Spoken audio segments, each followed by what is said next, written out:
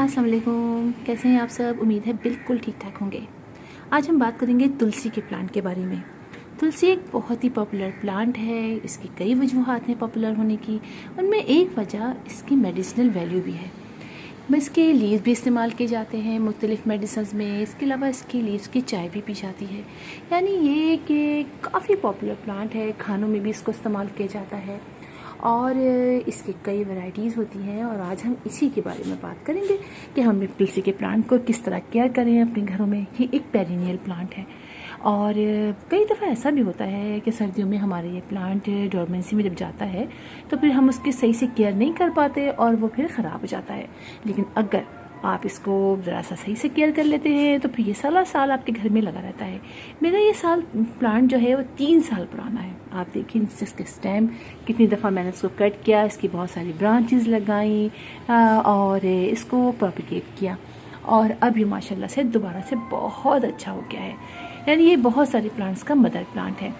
इस प्लांट की जो आप समझिए गर्मियों में ये इसका असल में सीज़न होता है, उसी के एंड में भी इसमें फ्लावरिंग होती है और सर्दियों में ऐसा बताया मैंने डोरमेंसी में चला जाता है, सारे लीव्स झड़ जाते हैं लेकिन प्लांट जो है वो ख़राब नहीं होता। जब ज़मीन पर हम इसे ग्रो करते हैं तो फिर ये बहुत ही अच्छा बहुत ही आराम से ग्रो करता रहता है। लेकिन जब पॉट में हम इसको ग्रो करते हैं तो हम कुछ बातों का ख्याल रखते हैं। एक तो ये कि इसकी पॉट का साइज़, अगर आपका पॉट का साइज़ 12 इंच तक का हो तो फिर आपका प्लांट बहुत इजीली ग्रो करता रहता है, क्योंकि इसकी रूट्स भी काफ़ी फैल जाती हैं। इसलिए इसको ज़रा सा बड़े पॉट में लगाएं तो ज़्यादा बेहतर रहेगा।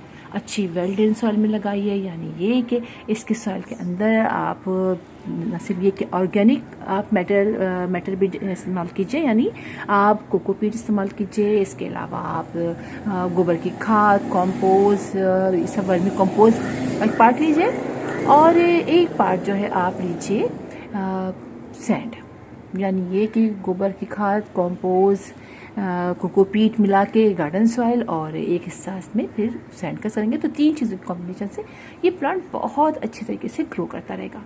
इस प्लांट को आप देख लेंगे मेरा काफ़ी बड़ा हो गया है। मैंने इसके ज़्यादा पिंचिंग नहीं की मैंने, लेकिन अगर आप इसकी बहुत ज़्यादा पिंचिंग करते रहते हैं तो ये बहुत अच्छा और बहुत प्यारा सा क्यूट सा बन जाता है। अच्छा, इस प्लांट में जैसे बताया इसको प्रोपिगेट करने का तरीका बहुत आसान है। आप इसकी ब्रांचेस को भी ग्रो कर सकते हैं और जैसे कि अब जनवरी फरवरी में आप कर लीजिए, फरवरी में से स्टार्ट आपसे कर दीजिए और तो बहुत अच्छी तरीके से लग जाएगा। और आज भी चूँकि रेनी सीज़न है तब भी आप इसको लगा सकते हैं, ठीक है।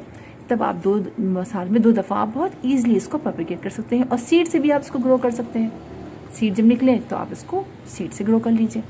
अच्छा, इसको रखना कहाँ है? वैसे तो ये प्लांट ज़मीन पर रहता है तो आप कितनी ही देर इसको आप रख दीजिए, धूप में रख सकते हैं। लेकिन जब पॉट में रखते हैं तो हम इसको पार्टी शेड में रखते हैं, इसलिए कि होता ये है कि अगर बहुत ज़्यादा इसको डायरेक्ट सनलाइट मिलती है तो ये ख़राब होना, इसके लीव्स ख़राब होना शुरू हो जाते हैं, झड़ना शुरू हो जाते हैं। लिहाजा आप कोशिश कीजिए आप उसको पार्टी शेड में रखें। मॉर्निंग की 2 घंटे की डायरेक्ट सनलाइट 3 घंटे की मिल जाए या इवनिंग की। और अगर आपको ऐसी जगह है जहाँ पर आपने इसको रखा हुआ है और दोपहर की मिलती है तो थोड़ा सा किसी चीज़ के नीचे, किसी बड़े ट्री के नीचे रख दीजिए, या उसको ऐसा कि इसको पार्शल शेड मिले, थोड़ी सी छाँव इसको मिलती रहे साथ साथ। ये ना हो कि पूरे दिन या दोपहर की जो 12 से 3 की डायरेक्ट सनलाइट होती है बहुत ही ख़तरनाक होती है।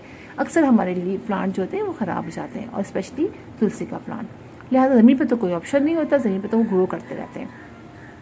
अच्छा, पानी की बात करें, पानी बहुत इंपॉर्टेंट है। पानी की मैं कहूँ कि आपने इसको हल्का हल्का मॉइस्ट रखना है। आप देखिए मेरा भी प्लांट इस वक्त हल्का हल्का मॉइस्ट है, इसलिए कि होता ये है कि अगर हम इसको छोड़ देते हैं, 2 दिन पानी नहीं डालते या 1 दिन पानी नहीं डालते तो फिर इसके लीव्स जो हैं वो इतने खूबसूरत, इतनी ग्रीन नहीं रहते, सूखने शुरू हो जाते हैं, इनकी टिप्स जो हैं कोने कोने से ब्राउन होनी शुरू हो जाती हैं। लिहाजा आपने कोशिश करना है कि आप अपने प्लांट को पानी डालते रहिए, हल्का का मॉइस्ट रखिए। सॉइल जब अच्छी बनाएंगे तो कोई प्रॉब्लम नहीं होगी आपके प्लांट को। अगर आपने रात को पानी डाला है तो फिर आप सुबह चेक कीजिए, अगर आपको लगे कि मिट्टी जो है वो हल्की सी मतलब ड्राई की तरफ जा रही है तो छोड़ना नहीं है, आपने फ़ौरन पानी डालना है। अगर आपको दिन में लगे कि 2 दफ़ा पानी डालना पड़े तो आप 2 दफ़ा इसमें पानी डालिए, ठीक है। इस तरह आप इसको कीजिए। इसके अलावा आप इसमें कोई इंसेक्ट का अटैक मेरे तो प्लांट में अब तक नहीं हुआ है, लेकिन आप जब नीम ऑयल का स्प्रे करते रहते हैं तो आपके प्लांट को कोई प्रॉब्लम नहीं होती है। आप जब भी मौका लगे महीने में 1 दफ़ा आप सब पे स्प्रे करते हैं तो आप इस पर भी इंसेक्टिसाइड का स्प्रे कर दीजिए। और स्पेशली जब चूँकि हम इसको इस्तेमाल करते हैं टी वगैरह में या वैसे भी घरों में इस्तेमाल की जाती है तो आप इस पर नीम ऑयल का स्प्रे करते रहिए, ऑर्गेनिक चीज़ का स्प्रे करते रहिए, तो आपका प्लांट बिल्कुल ठीक रहेगा।